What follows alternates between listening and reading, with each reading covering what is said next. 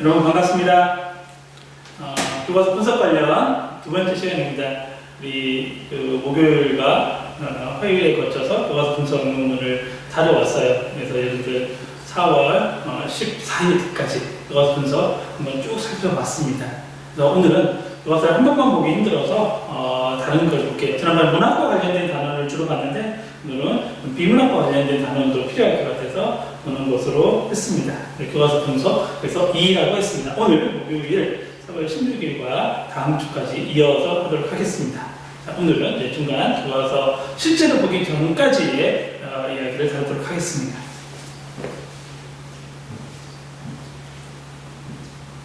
자, 오늘은 4월 16일입니다.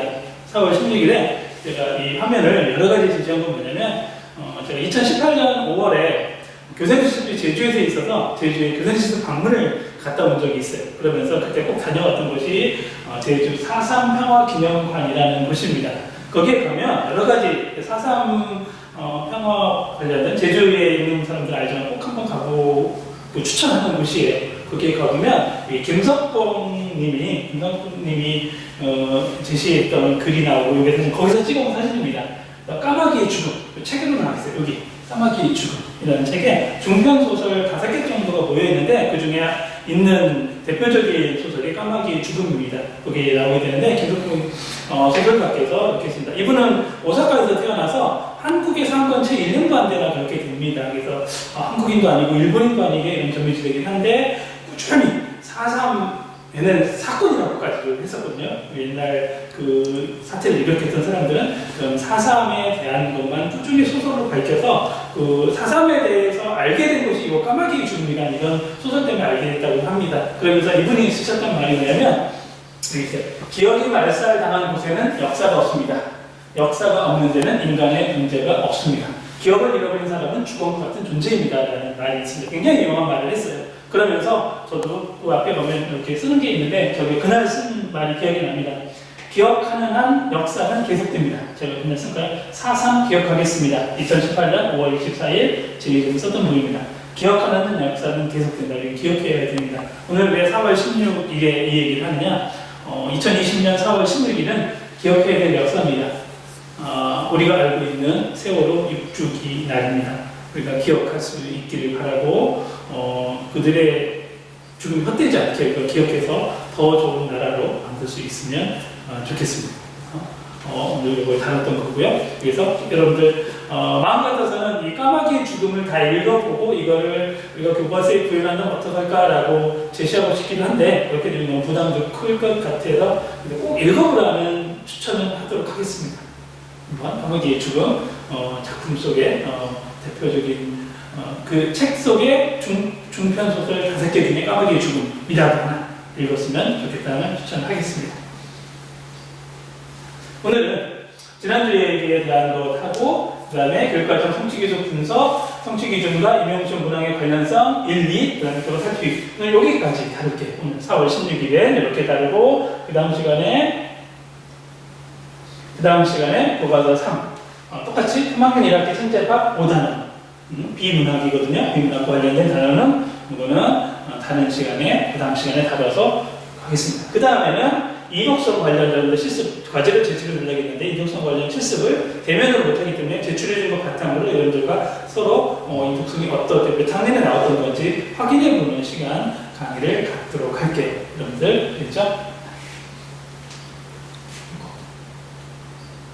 지난주 교과서 분석 빨리 한번 살펴볼게요. 교과서 분석 살펴봤던 거 질문 가지고 나눠보자고 했습니다. 질문 가지고 질문 우리가 앞으로 해야 될 교과서 분석에서 다루겠는데 여러 가지 다뤘습니다. 여기서 보면 피어슨과 존슨의 그 가지고 있습니다. 텍스트 명시적, 텍스트 암시적, 그 다음에 스크립처 배경지식과 관련된 거라는 부분이었습니다. 그래서 제가 기존 지식을 활용한이라는 것도 있었고요. 뭐 있냐면 라파엘과 관련된 것도 있어요. 라파엘과 관련된 것도 있었습니다. 바로 거기에 이런 거 기억나나요? 작가와 나 기억이 날 수 있으면 좋겠고 그것도 안 되겠다. 그럼 뭐 했었죠? 그것도 안 되겠다. 그러면 뭐냐면 우리 교육과정 학습 방법 읽기 방법이죠? 읽기 방법과 관련된 거 네 가지였습니다. 사실적인 것, 추론적인 것, 비판적인 것, 창의적인 것 이렇게 나눌 수도 있고 또 그래도 안 되면 블룸과 같이 블룸의 교육 목표 분류학에 따라서 지식, 이해, 적용, 분석, 평가 또 뒤에도 나오게 되는데 이게 블룸이 안 되면 무엇도 있다? 블룸 대신에 블룸 다음에 나온 신교육 목표 분류학 교육 목표 분류학 그래서 어떻게 되냐? 기억, 이해, 적용, 분석, 평가, 그 다음에 창의 이렇게 나누는 것도 있었겠습니다. 어떤 거로 다룰지는 여러 개 있고 질문과 관련된 게 여러 개 다르게 됩니다. 혹시 굉장히 이게 질문과 관련된 것이 궁금한 사람은 혹시 이 강좌 유튜브를 구독하는 사람은 제가 2학년 교과교육론 강의에 질문과 관련된 걸 1시간짜리 영상을 올릴 예정이에요. 그러면 그거 질문과 관련된 걸 다시 보게 되면 여기서 제시했던 것을 다시 한번 구체적으로 다루는 시간이 있습니다. 그걸 한번 볼 수도 있습니다. 이게 우리가 학년을 꼭 나누는 건 아니거든요. 여러분들한테 2학년 교과교육론 질문에 강의를 했다고 해서 3학년에 해당되는 건 아니고 여러분들한테 이 강의도 참고로 제시할 예정이에요. 질문 강의한 거. 왜? 여러분들한테 교과서 분석 때 뭐 하자고 했죠? 질문에 관련된 것을 가지고 하자기 때문에 질문에 관해서 좀 더 알아보는 것도 중요합니다. 물론 여기에 뭐 핵심 질문이라는 거 요즘 핫한 것도 뜰 수 있습니다. 다시 한번 이런 거 다뤘던 거 기억나겠죠? 이런 거 있었습니다. 질문은 중요한 역할을 한다고 전제한다. 즉 질문이 어떤 역할을 하는지라는 거. 요거 왜 갑자기 뛰어나오느냐? 제가 중요하다고 생각하는 거 지난주에 다뤘던 것을 중요한 부분만 다시 그대로 캡처 가져온 부분이에요. 그래서 특히 초등학교 이스라엘 요거는 누구의 거냐면 정혜승 교수님 거. 이게 그럼 넘어가네요. 쓰지 않을게요. 정혜승 교수님에서 썼던 거예요. 정혜승 교수님이 썼던 거에 교과서 질문이었고 이스라엘 히브리어에 대한 질문을 분석했던 거였습니다. 그래서 질문이 어디에 있겠느냐, 그 다음에 학생은 독자적으로 인정을 하고 있느냐, 그 다음에 반응을 촉발하느냐, 비판적이고 창의적인 사고를 유도하고 있느냐 등등에 대한 질문이 어떻게 하고 있느냐를 분석했던 부분입니다. 하나 더 볼게요. 정혜승 선생님. 그래서 장점만 있는 건 아니다. 단점도 있다. 특히 뭐가 있었죠? 혹시 기억나나요? 빨리 가려보면 뭐가 있었죠? 읽기 전 질문이 있었고 읽기 후는 있었는데 뭐가 없었다 했죠? 이스라엘 교과서에는 읽기 중 질문이 없었다고 그랬어요. 그래서 읽기 중 질문도 있었으면 좋겠다. 그래서 그래야 과정 중심 읽기가 된다라는 부분. 이게 중요하죠. 교과서에서 분석할 때는 교과서에 분석한 내용만 제시해서 팩트만 제시하는 게 아니라 그 사실을 바탕으로 내가 논의점을 제시할 수 있어야 되는 거. 그래서 읽기 전도 있고 후임인데 중이 없었으니까 중이 필요하다는 걸 제시한 부분이라고 할 수 있습니다. 그 다음에 심층적인 대화를 할 수 있기 위해서 긍정적인 것이고 우리나라 교과서를 만들 때도 개선에 참조했으면 좋겠다라고 여러분들이 의견을 제시하고 있는 부분이 되겠습니다. 다음 또 있었어요. 이건 어떤 논문에 누구의 논문인지 기억나나요? 저기 있었던 논문이었죠. 양적, 질적으로 나누는 거였습니다. 양적으로는 빈도와 백분율 등을 조사하는 것이었고 질적인 건 판단해야죠. 보수, 보통, 듣기. 이거 교과서 분석하는 제시였습니다. 우리가 지학사 교과서 가지고 분석했을 때 듣기 활동이 연설이었는데 연설을 그냥 줄글로 써주는 것. 강연이었죠. 강연 써준 거였는데 실제로는 뭐였던 거다? 세바시에 나오는 실제 강연을 갖다 해주면 좋죠. 실제로 김용택 시인의 강연을 실제로 보면서 여러분들 실제로 검색해서 찾아보라고 했습니다. 그렇게 됐을 때 사실 강연을 실제로 보여줘야 되죠. 들려주는 거였어야 되고 그래서 듣기의 정체성 부분이 좀 미흡한 부분이다라고 교과서 분석했던 부분이 있습니다. 자, 요거 학생들 거 좀 나눠줬던 적이죠. 요거는 왜 다시 한번 제시하느냐? 여러분들 지금부터 이제 교과서 분석 작업을 하면서 나아갈 것인데 목차를 잡는다고 했습니다. 서론이 있고 분석 기준 설정, 그 다음에 여기에 나온다고 뭐가 있었던 것도 있냐면 분석 대상, 몇 학년 거를 분석했느냐. 제가 분석한 거는 여러분들한테 제시를 해줄 거라고 그래서 어떤 교과서를 분석하면 좋겠다라고 부분이었고 분석 기준도 하나는 제시해 줬습니다. 질문의 유형, 단계를 가지고 분석을 해라. 하나는 뭐 해라? 여러분들이 하나를 자유롭게 선택해라. 다시 한번 강조해서 자유롭게 선택해라. 근데 자유롭게 선택하기는 무조건 다 쓰고 나서가 아니라 여러분들 저랑 컨설팅을 받으면서 이게 어떨 것이라는 질문 같은 걸 해줘서 샀으면 좋습니다. 벌써 질문했던 학생들 한 명 있어요. 그래서 답을 줬습니다. 좀 더 고민해봤으면 좋겠다 라고 답을 준 적도 있습니다. 질문은 꾸준히 지금부터 고민해봐도 좋습니다. 다음에 교과서 분석 실리를 제시하고 결론을 제시하면 되는 거였어요. 그 다음에 참고문은 꼭 제시해 주세요. 여러분들 그 쓰기 윤리, 저작권에 대해서 어떤 책을 가지고 참고했는지, 어느 부분을 인용했는지라는 건 꼭 제시해 주는 부분이니까 참고해 주면 좋습니다. 나중에 여러분들이 소논문을 작성하고 나서 여러분들한테 뭘 제시하라고 할 거냐면 이거 관련해서 우리가 카피킬러라는 부분이 있어요. 과제 제출이라든지 도서관에 가면 카피킬러를 가지고 여러분들이 카피킬러를 돌린 결과까지도 마지막 교과서 분석 때 제출하라고 할 겁니다. 그러면 몇 퍼센트 인용했고 어디서 인용했는지 결과가 나오거든요. 카피킬러 돌리는 부분까지 할 거니까 그거 염두에 두고 꼭 필요한 부분은 내가 쓴 글이 아니고 남의 걸 인용했다고 꼭 인용해주는 습관을 가질 수 있으면 좋겠습니다. 하나 더 볼게요. 이것도 있었죠? 좀 넘어갈게요. 다 잘 됐는데 3장에서 절 제목을 썼죠. 그럼 2장이나 다른 곳에서 절 제목이 있었으면 좋겠다. 균형을 맞춰야 됐으면 좋겠다는 얘기를 했었고요.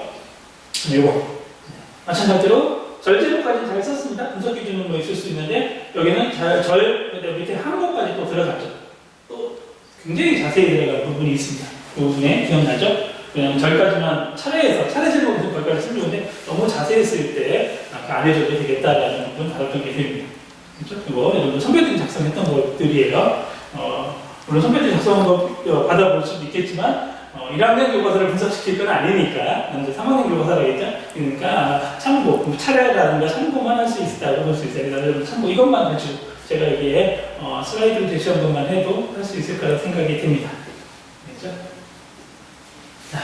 자, 오늘은 3학년 1학기 5단원을 분석을 할 건데, 천재 박용욱 쌤인데, 5단원을 분석하기 전에 알아야 될 이론에 대한 강의를 할게요. 아까 초반부에 얘기했지만, 실제 교과서 분석하는 건 다음 주로 넘어가도록 할게요. 오늘 4월 16일은 이것만 다루도록 하겠습니다. 자, 이 교과서예요. 이 5단원에 대한 파일은 여러분들, 우리가 사이버 캠퍼스에 용량이 커서 못 들어가서 여러분들 단톡방에 대표를 통해서 보낼 수 있도록 하겠습니다. 여러분들 받았죠? 네, 받은 거 가지고 활용해 주면 되겠습니다. 혹시 잘 못 받았다라고 하는 학생은 중간에라도 지금 실시간으로 저한테 알려주세요. 그러면 개인 톡으로도 보낼 수 있도록 할게요. 여러분들 가지고 갈 수 있습니다. 물론 이 교과서 실제로 분석하는 것은 다음 주에 하지만 지금 교과서에서 제가 어느 부분이 나왔다라는 부분을 가서 얘기를 할 거거든요. 그때도 교과서가 있으면 훨씬 더 도움이 될 수 있어요. 한번 이렇게 해주도록 할게요. 이런 부분이 있습니다. 살펴봤나요? 학습 목표가 나오고 있습니다. 학습 목표. 여러분들 이제 제시하는 겁니다. 저는 실질적으로 시간은 여러분들한테 줄게요. 여기에 질문을 줬습니다. 학습 목표가 주장을 뒷받침하는 타당한 근거를 들어 글을 쓸 수 있다. 두 번째는 토론에서 타당한 근거를 들어 논박할 수 있다. 이었습니다. 그렇다면 이 단원 학습 목표를 보고 관련되는 2015 개정 교육과정 성취 기준을 찾아보세요. 그리고 이거에 대해서 알아보세요. 이거 가지고 참여했죠? 자, 여기 뭐라고 썼어요? 10분간에 하겠습니다. 자, 10분간 한번 찾아보세요. 자, 지금부터 시작이라고 생각하고, 그죠? 저는 짠!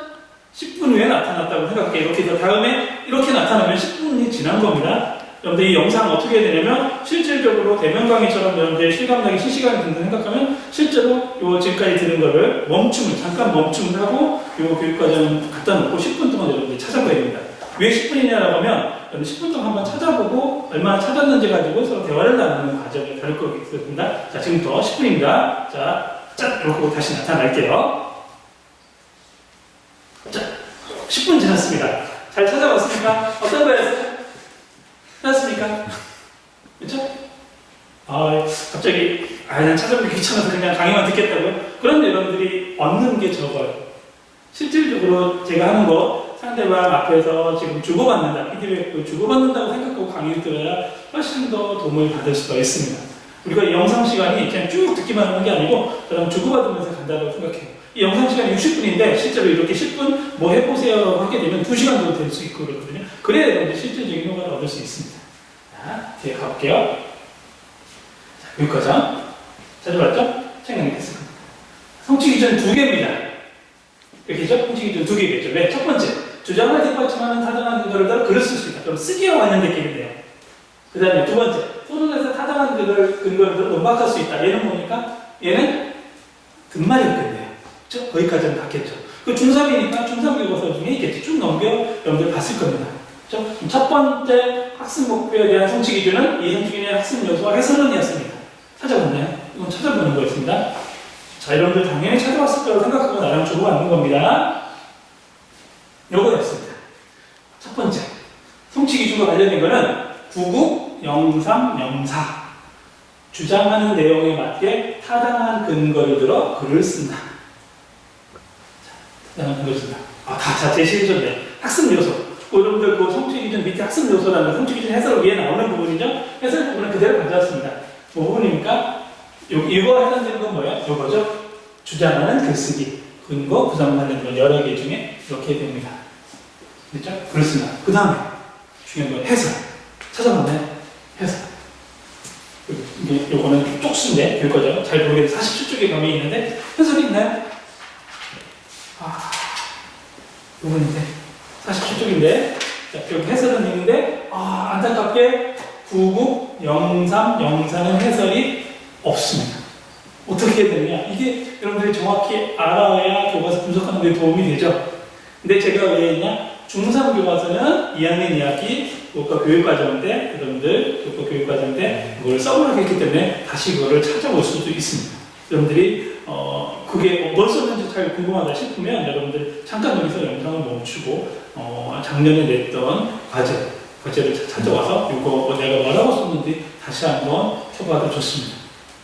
여러분들 시간 여유 있게 가지고 학습을 해서 쭉 영상 보는 게 다 맞다라고 아니라 쭉 따라올 수 있으면 좋겠습니다. 찾아보세요. 중요한 거 주장. 자, 주장하는 말은 먼저 타당한 근거가 뭔지, 근거가 뭔지에 대한 부분이 잘 생각하면 타당하다는 게 뭔지. 우리가 보통 신뢰롭다는 말도 있고 타당하다는 말도 있는데 그 말이 뭔지를 잘 생각해 주면 좋겠습니다. 꼭 한번 채워주세요. 그렇죠? 해설 부분 기억해 주면 좋겠습니다. 그렇죠? 네. 그렇죠? 해설 아이디어 어디서 가져온다? 어디서 가져와도 된다? 해설 아이디어? 잘 모르겠으면 2009 개정교육과정에 비슷한 게 있을 수 있습니다. 2009는 해설이 다 있었나요? 없었나요? 잘 모르겠다고요? 혹시 작년에 생각했을 때? 2009는 교육과정 성취 기준 밑에 해설이 모두 다 있었습니다. 한타같으니까 그 비슷한 거 찾아보면 되겠죠. 아니다, 난 더 어디로 가겠다? 해설 아이디어 가져오기 어디로 가겠다? 2007. 2007은 해설서를 따로 발행했었어요. 그렇기 때문에 거기에도 이와 비슷한 성취 기준 내용과 비슷한 걸 찾으면 해설의 내용을 다시 한번 찾아볼 수도 있습니다.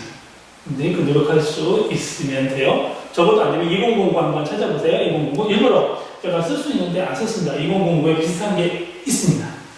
그런데 해설을 찾아보고 그러면 그 해설의 아이디어를 가져오면 해설서를 다시 한번 작성할 수도 있습니다.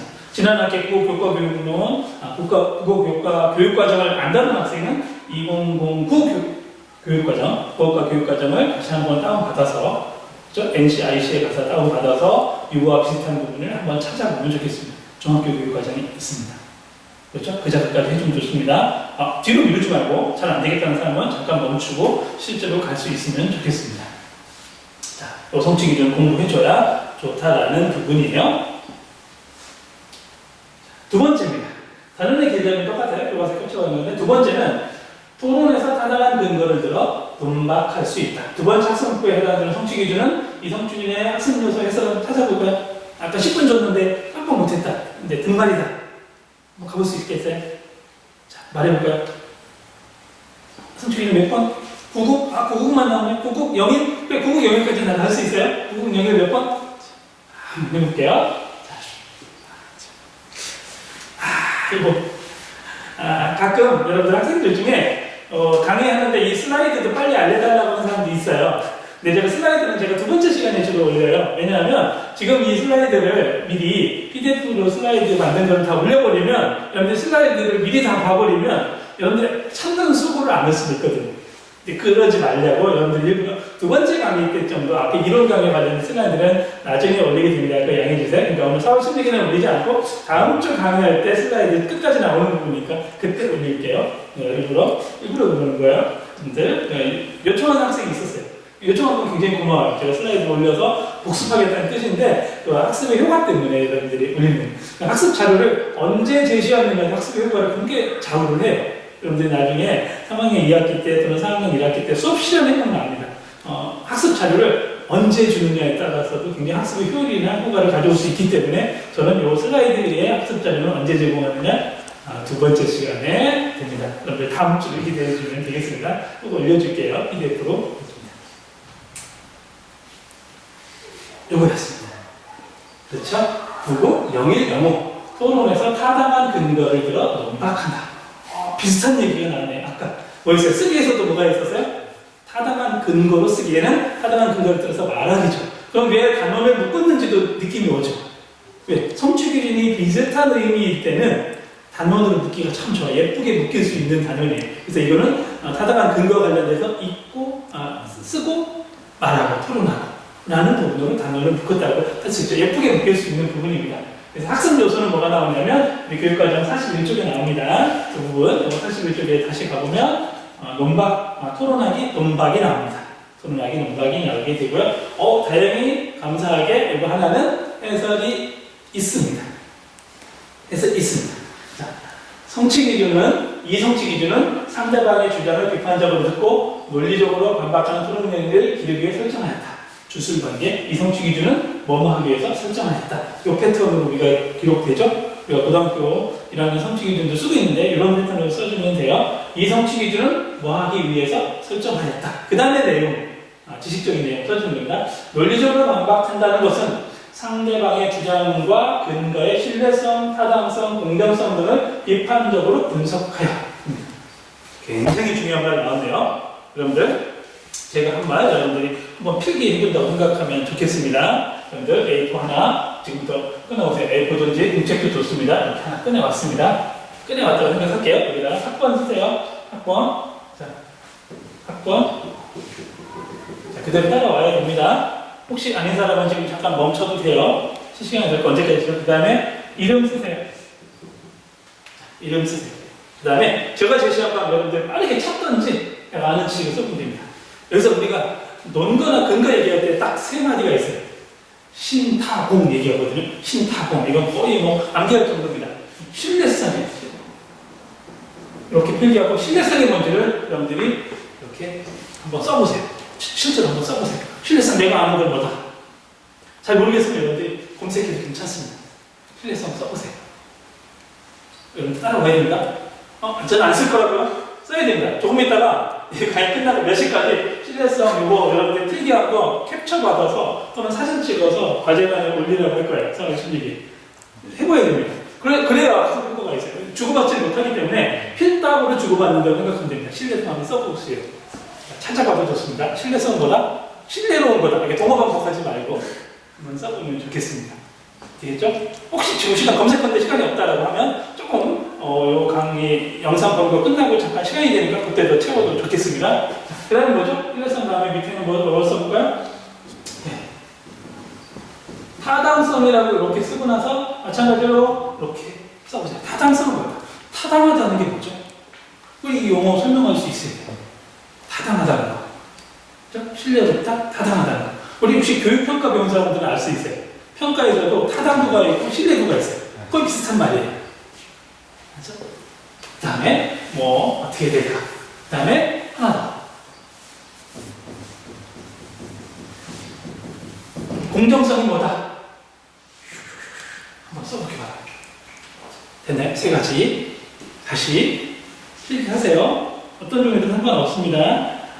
컴퓨터 쓰지 말고 손으로 써보세요. 손으로 A4 용지 갖다 놓고 해도 되고요. 아니면 공책 선 갖다 놓고 여러분들 썼던 거에 대해서 여러분들이 사진 찍던지 아니면 또 스캔해서 그냥 올리기만 하면 되니까. 그건 뭘 얘기하냐면 내가 실시간에 참여해서 이 강의를 듣고 있다는 걸 증명하는 게 됩니다. 그래서 몇 시까지 올리라는 제안을 할게요. 어려운 거 아닙니다. 휴대전화로 찍어서 올려서 저는 이렇게 참여하고 있습니다. 그래서 중간에 조금 파일명은 올리라고 할 때 파일명은 우리가 주로 했던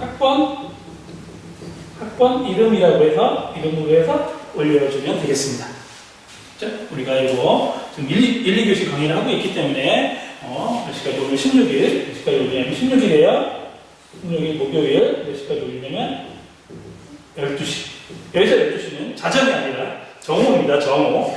또 12시가 두 가지를 보세요. 정오까지 올려주면 되겠다. 이렇게 보시니까 조금 여유 있습니다. 11시니까 이거 필기 나는 도저히 실효성이 뭔지 못 쓰겠다고 하는 학생은 검색해서 내용을 한번 써보는 것도 공부입니다. 지금까지 잘 모르겠습니다. 아니면 잘 썼고 못 썼고가 아니라 어느 정도 썼는지 뒤에 써야 될 것 좀 같아요. 되겠나요? 그래서 다시 한번 해설로 갈게요.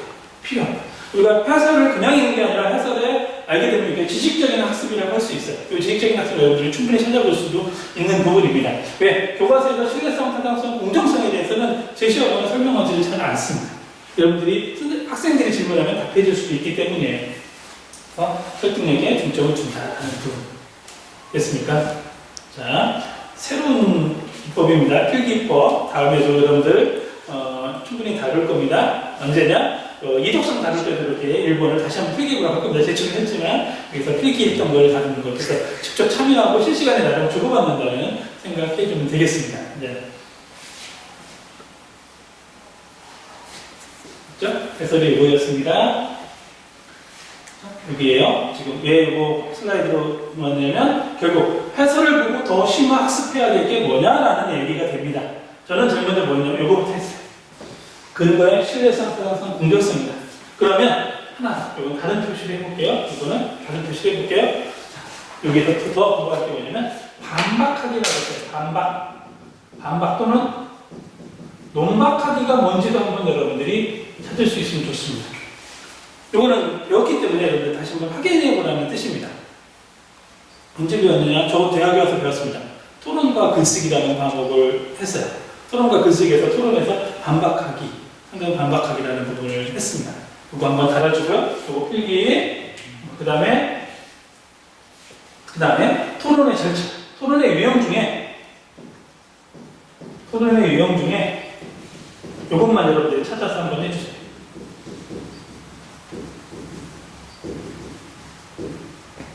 찬반 대립 토론. 찬반 대립 토론이 뭔지를 여러분들이 써주면 되겠습니다. 많이 쓰지 말고요. 꼭 한쪽에, 한 면에 들어가게 해서 좀 주겠습니다. 뒷면까지 써서 두 페이지를 만들지 말고 한 면에 이걸 구성해 좀 주세요.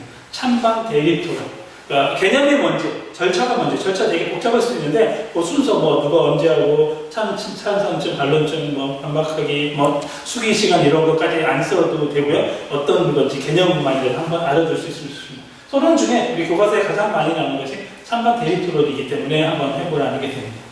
자, 요거 여러분들이 알 수 있어야 돼요. 해설을 보고, 해설을 썼습니다. 예를 들어서, 이거 교육과정을 공부한다라는 거는, 고등학교 해설을 썼어요. 이렇게 쭉 5줄을 썼어요. 근데 해설을 쓰고 나서 그냥 쓰는 데 목적이 아니라 거기서 중요한 단말 이런 것들을 뽑아내서 학습할 수 있어야 됩니다. 추가적으로 연습을 학습해줘도 좋아요. 이게 나와야 교과서 만들 때는 이게 구성해낼 수 있어요. 교과서 만들 때. 한번 되겠죠? 그래서 오늘은 이거 교육과정 해설 쓰는 거에 대한 것도 다시 한번 다루는 거고요. 우리 4월 말이면 이제 해설 마무리해야 되니까 중요한 거 여기서 그냥 해설만 쓰고 또는 쓰지 않고 나와 있는 것들은 그냥 내가 읽는 데 목적이 아니라 여기서 중요한 게 뭔지를 물었을 때 할 수 있습니다. 예를 들어서 제가 만약에 수시평가를 본다면 여기에 근거의 신뢰성, 타당성, 공정성에 대해서 설명하시오라고 딱 하게 되면 여러분들이 암기해서 나올 정도까지 해야 되는 부분이에요. 그래서 그 지식학습해주면 좋겠습니다. 조금 더 심도 있어졌죠?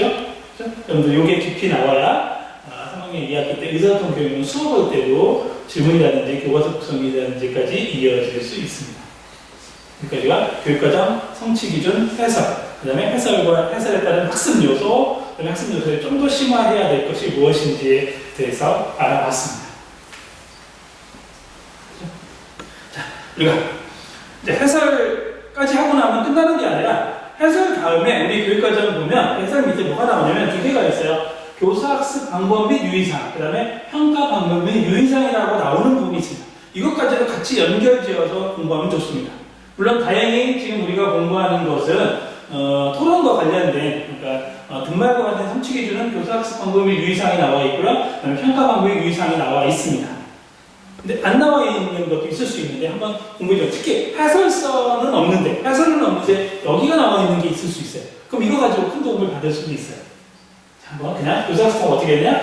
토론 방법을 지도할 때는 토론의 종류나 원리, 특정 토론 모양에 대한 전문적인 형식은 가급적 배제하고. 그래서 우리가 필기할 때 찬반 도입전에 개념이나 이런 걸 간략하게 얘기했지 절차 같은 걸 순서 몇 분 써보지는 않겠지. 그건 전문적인 지식이거든요. 그리고 몇 분이라는 건 형식에 따라 달라질 수 있어요. 그냥 토론을 진행하자면 달라질 수 있기 때문에 할 수 있습니다.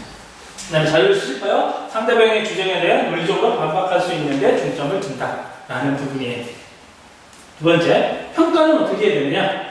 내용을 타당성을 판단하며 듣기를 평가할 때에는 듣는 말이 근거와 주장 간에 연관성이 있는지, 근거로부터 주장을 이끌어내는 과정에 오류는 없는지, 근거로부터 주장을 이끌어내는 과정에 영향을 미치는 다른 정보는 없는지를 따져본다.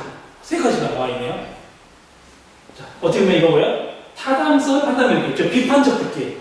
우리가 읽기할 때 맨날 비판적 읽기, 비판적 이해를 했는데, 비판적 이해는 특히 어떻게 했냐? 내용의 타당성을 판단한다라는 부분에서는 주장과 근거의 연관성. 그 다음에 근거를 바탕으로 해서 우리가 주장을 만들어요. 거기에 오류가 없는지. 그 다음에 근거로부터 주장을 이끌어내는데 영향을 미치는 다른 정보는 없는지. 라는 부분을 따져보면 좋겠다고 제시하고 있습니다. 왜 이렇게 강조하는지 뒤에서 다 이렇게 그런 거 공부할 수도 있어요.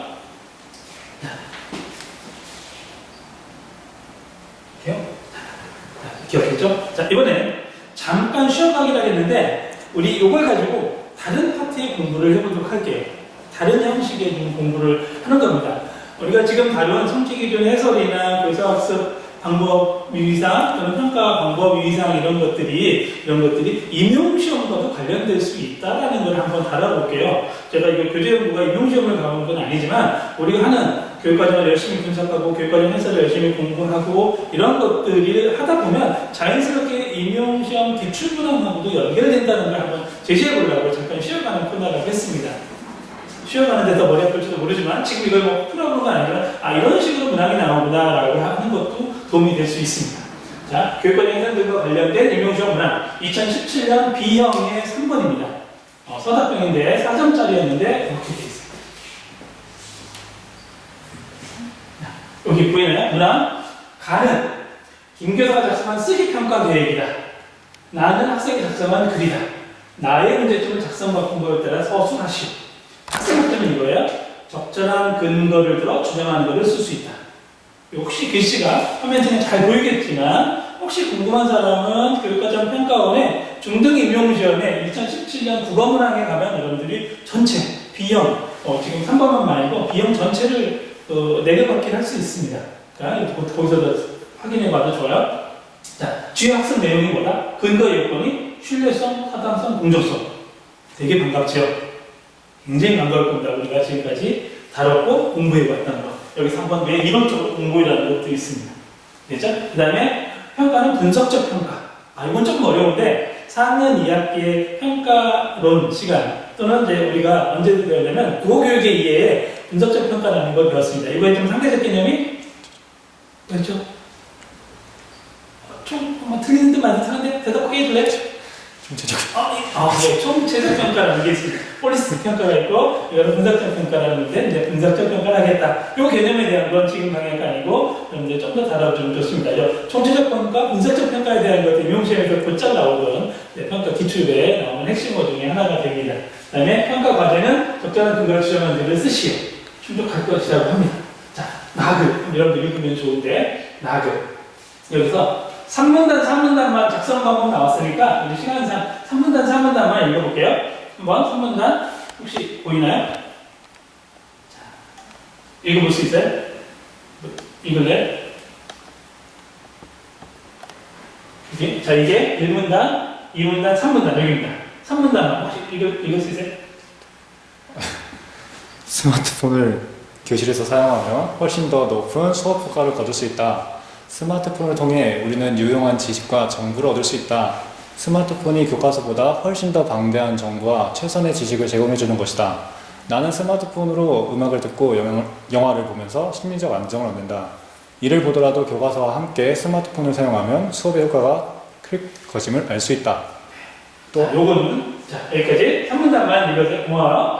3문단 읽었을 때 요 근거는 신뢰성과 관련돼서 여러분들이 부족한 건지 타당성과 관련된 것이 부족한 건지 공정성에 관련 부족한 건지 여러분들이 찾아보면 되는 겁니다. 그러려면 여기 우리가 해봤던 신뢰성, 타당성, 공정성이 뭔지 개념을 명확히 알아 이걸 얘기해낼 수 있죠. 뭐 세 개 중에 하나지만 우리가 찍을 수는 없잖아요. 그렇죠? 그럼 이제 3문단입니다. 한번 읽어볼까요? 자. 또한 스마트폰은 학생들이 학습 활동을 편리하게 수행할 수 있도록 돕는다. 얼마 전 텔레비전에서 어떤 교양 프로그램을 본 적이 있다. 역사와 철학에 매우 해박한 것으로 정평이 나 있는 한 원로 정치인이 그 프로그램에 출연하여 스마트폰을 사용하면 학생들의 과제 수행이 수월해지고 수업에 대한 집중력도 높아질 수 있다는 견해를 밝힌다.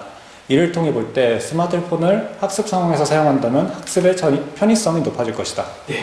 스마트폰이 어떤 의미가 있다고 할 때 누가 나와서 얘기했느냐? 중요한 건? 정치. 원로 정치인이 얘기했습니다. 원로 정치인? 원로 정치인? 근데 이 원로 정치인이 뭐 정보통신이나 이런 데 유명한 사람이면 괜찮아요. 근데 어디에 해박하다고 했어요? 역사. 역사와 철학에 해박한 사람이에요. 역사와 철학에 해박한 사람이 스마트폰에 관련된 얘기를 했다. 라고 하는 건 이 중에 뭐하고 조금 관리는가? 그걸 찾는 겁니다. 여러분들이 그걸 찾는 거예요. 이걸 찾을 수 있으면 굉장히 쉽게 갈 수 있는 문항입니다. 상마치 여기에 나의 한문에서 각각에서 주장의 근거 부적된 이유를 구체적으로 설명할 것이라고 했습니다. 그렇다면 아까 3문단과 3문단을 쓰게 되면 2점, 2점짜리거든요. 그럼 4점을 취할 수 있는 거죠. 여기서 결국 묻고자 하는 건 뭐였냐면 여기 예시를 통해서 당연히 텍스트를 통해서 나오지만 결국 신뢰성, 타당성, 공정성에 대해서 명확하게 알고 있느냐라고 묻는 게 됩니다. 교과서하고도 관련이 돼요. 이렇게. 우리 교육과정 해설에 나올 때는 해설에는 당연히 신타공, 신뢰성, 타당성, 공정성을 설명하고 있지는 않죠. 그렇지만 그걸 학습해야 되는 이유라는 부분이죠. 자, 이거예요. 이걸 왜 공부해야 되느냐라는 부분이에요. 교수님, 지금 토론에서 나왔던 신뢰성, 타당성, 공정성인데 왜 지금 쓰기와 관련되나요? 아까 근거의 타당성이라고 했기 때문에 근거의 타당성은 토론에서 나왔다 해서 말하기에서 나왔다 해서 쓰기에서 나오지 않는 건 아니에요. 지금 무슨 얘기야? 우리가 이해와 표현의 관점에서 보면 표현이라는 거죠. 말하기와 쓰기도 표현이기 때문에 같이 쓸 수 있는 거예요. 그러니까 그 해설에서는 신타공이 든말에서 나왔지만 문항에서는 쓰기로도 충분히 변형이 가능합니다. 특히 든말에서는 되게 융통성이 있거든요. 아까 얘기했죠? 사실적 이해, 추론적 이해, 비판적 이해가 우리가 읽기에서 주로 다루지만 어디에서 다뤄진다고 할까? 특기에서도 충분히 다뤄줄 수 있기 때문에. 왜? 이해의 과정이니까. 라는 측면을 보면 되겠습니다. 자, 되겠죠? 자, 우리 학습하는 이제 천재 박영목 교수님 5단원 분석하기 전에 이론적인 부분을 한번 다뤄보는 겁니다. 이렇게 교과서 하기 전에 이걸 다루게 되면 우리가 수업할 때도 어떻게 할 수 있다라는 감을 잡을 수 있어서 그렇습니다. 하나만 더 볼게요. 됐죠? 자, 이 부분 다시 한번 아까 제시했던 부분인데 이 부분 중에 평가 방법 및 유의사항을 다시 한 번만 읽어줄까요? 자, 이건 제가 읽을게요. 자, 내용의 타당성을 판단하며 듣기로 할 때에는 들은 말이 근거와 주장 간의 연관성이 있는지, 근거로부터 주장을 이끌어내는 과정에 오류는 없는지, 근거로부터 주장을 이끌어내는 과정에 영향을 미치는 다른 정보는 없는지를 따져보는 능력을 평가하도록 한다. 라고 했습니다. 다시 읽었어요. 다시 읽은 데는 큰 이유가 있을 겁니다. 다시 한번 복습을 하고요. 2019년 A형 11번 문항입니다. A형 11번 문항이에요. 심포지엄입니다. 심포지엄은 뭐의 유형 중에 하나죠? 예, 토의라는 유형 중에 하나입니다. 우리가 토론의 유형이 여러 개 있지만 토의의 유형도 있어요. 우리가 심포지엄이라는 부분이에요. 심포지엄 진행 과정에서 심포지엄 진행 과정에서 발생한 문제점 해결 방법과 사회자 역할에 대해서 작성 방법을 서술하시오. 다른 건 보겠는데 여기만 작성 방법을 한번 볼게요. 작성 방법을 보면 듣기의 문제점을 해결하는 데 도움이 되는 구체적인 듣기 방법을 3가지 서술할 것. 그 다음에 사회자 역할로서 미진한 점을 1가지 서술할 것. 그럼 차점을 어떻게 하겠다는 거예요? 3점, 1점 하겠다는 거죠. 여기 합니다. 여기 그냥 기억만 한번 빨리 볼게요. 자, 기억에서 이런 얘기를 청중이 질문합니다. 교수한테 인지 구조와 이론을 뒷받침하는 사례를 들어주셨는데 그 사례들이 오히려 교수님의 설명과 배치되는 것은 아닌가요? 라고 했더니 교수님이 대답을 합니다. 황모모 교수님이네. 제가 제시한 사례가 인지부자 이론과 어떻게 연계되는지를 잘못 판단하며 들으신 것 같습니다. 잘못 판단하며 듣다. 이게 핵심이에요. 즉 비판적 듣기를 뭐했다? 제대로 하지 못했다. 태도가 변화하는 사례의 내용이 적절한지를, 적절성을 판단하는 거 우리 공부한 적 있어요. 적절하다, 적절하지 않다는 게 뭐죠? 비판적 사고를 하겠습니다. 판단하며 들어주시면 감사하겠습니다. 그러면 듣기의 문제점을 해결하는데 도움이 되는 것, 즉 한 교수가 답을 다 주고 있어요. 어떤 듣기를 주도해라? 비판적 듣기를 해라. 그런데 특히 뭐였어요? 내용이 적절한지를 판단하면서 들으라고 했습니다. 그러면 가장 모범 답은 사실적 듣기를 방법을 쓰면 안 되겠죠. 사실적인 내용을 확인하며 듣는다 이런 건 아니겠죠. 그렇죠? 행간의 의미를 띄어가면 듣는다. 추론적 있기는 아니겠죠. 비판적 듣기다. 그러면 여기에 구체적 듣기 방법 3가지 뭐를 제시하면 좋을까요? 거의 정답처럼 나와 있죠? 기억나요? 그새 이러나요? 슬라이드를 안 보여줘서 연관성. 다시 교육과정 찾은 사람은 있을 수 있어요. 또 다시 갈게요. 이렇게였죠. 아까 읽었던 거 읽어줄래요? 자, 되겠죠? 내용. 근거와 읽어줄까요? 네. 근거와 주장 간에 연관성이 있는지. 오케이. 근거와 주장 간에 연관성이 있는지를 따지면서 듣는다. 이렇게 딱 제시하면 돼. 네. 자, 하나 썼어요 벌써. 1점 됐어요. 근거로부터 주장을 이끌어내는 과정에 얻는 언어를 듣는다. 오케이, 판단은 됐네요. 좋습니다. 2점 맞았어. 판단은 2점 맞았습니다. 하나 더. 근거로부터 주장을 이끌어내는 과정에 영향을 미치는 다른 정보는 없는지 따져보는 능력을 평가한다. 네, 판단. 3점입니다. 물론 여기에 쓴 3가지 말고 다른 비판적인 방법을 써도 됩니다.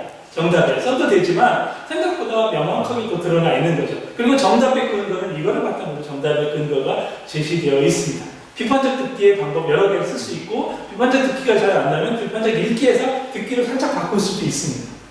그렇지만 이렇게 답을 쓸 수 있는 겁니다. 우리가 지금 교과서지만 교과서에 나온 거 가지고 우리 교과서의 지금 해석 이거 살펴본 건 뭐냐면 여기서 하나는 뭐였어요? 하나는 교육과정 해설에서 나왔던 부분이었습니다. 신뢰성, 타당성, 공정성과 관련된 문항이 나올 수도 있고 또 하나 더 살펴보자는 게 뭐였어요? 교수학습 방법 유의사항 또는 평가 방법의 유의사항도 여러분들이 읽어주면 좋은 것. 거기서 중요한 지식들이 있을 수 있습니다. 중요한 정보들을 가지고 잘 확인하면서 읽는 것. 우리가 이거 별거 아닌 것 같지만 이 교육과정만 꼼꼼하게 읽어줘도 우리가 임용시험에 나오는 핵심적인 용어라든지 개념을 파악할 수 있는 부분이 있습니다. 여러분들 교육과정. 그래서 교육과정은 굉장히 강조를 많이 하는 부분이에요. 그리고 해설을 없는 부분을 써봐라. 교사학습 방법까지 해봐라. 자, 특히 제가 해설까지 강조했는데 오늘은 어디까지 하느냐? 교사학습 방법 유의사항, 평가방법 유의사항까지도 공부하는 데 도움이 될 수 있으면 좋겠습니다. 자, 여기까지가 우리 천재 3학년 1학기의 박명생 5단원 안내, 어떻게 이론적인 거였어요. 학습 목표를 통해서 가져왔습니다. 기억나는 학습 목표 2가지, 하나는 쓰기에서 가져온 것, 하나는 듣말에서 가져온 걸 가지고 해설을 가져오고 해설을 어떻게 찾아보고 우리가 학습 목표를 보고 해설을 찾을 수 있는 거죠. 물론 우리가 교사가 되면 교사용 지도서가 나오기 때문에 해설을 찾아볼 노력을 안 했을 수도 있어요. 그렇죠? 우리가 지도서가 없다고 생각해도 충분히 해설을 가지고 이런 내용이겠구나 라고 우리가 추측해 볼 수 있고 우리가 학습에 계획할 수 있고 교과서를 재구성할 수도 있습니다. 그리고 나서 우리 조금 곁다리 쉬어가는 거지만 조금 더 어렵게 살펴봤지만 머릿속에서 임용시험 2017년에 나온 쓰기 문항과 2019년에 나온 듣말 문항을 통해서 해설이 어떻게 쓰였는지 평가 방법이 유의사항이 어떻게 쓰였는지를 확인해 봤습니다. 여러분들 우리가 지금 공부하고 있는 것 교과서를 분석해보고 교육과정 책자를 가서 공부하는 것들은 우리가 교과서를 만들고 교과서 재구성하는 교재론과 관련도 되고 다음에 배우게 되는 의사소통 교육문 시간에 배우게 되는 실제 수업 실현과도 관련이 되고 4학년 1학기 배우는 융합수업과 관련도 되고 또 하나 조금 더 우리 교사에 대해 꿈을 꾸는 학생들은 임용시험과도 관련된다는 걸 한번 얘기했습니다. 우리 다음 주에는 어떤 걸 배울 거냐면 지금 얘기했던 5단원에 대해서 조금 더 한 페이지 한 페이지 지난번처럼 한 페이지 넘기면서 한번 또 분석해보는 시간을 갖도록 하겠습니다. 이번 주도 건강하게 보내길 바라겠습니다. 다음 주에 교과서 5단원 다시 가지고 준비해주고 강의를 들으면 되겠습니다. 네, 고맙습니다.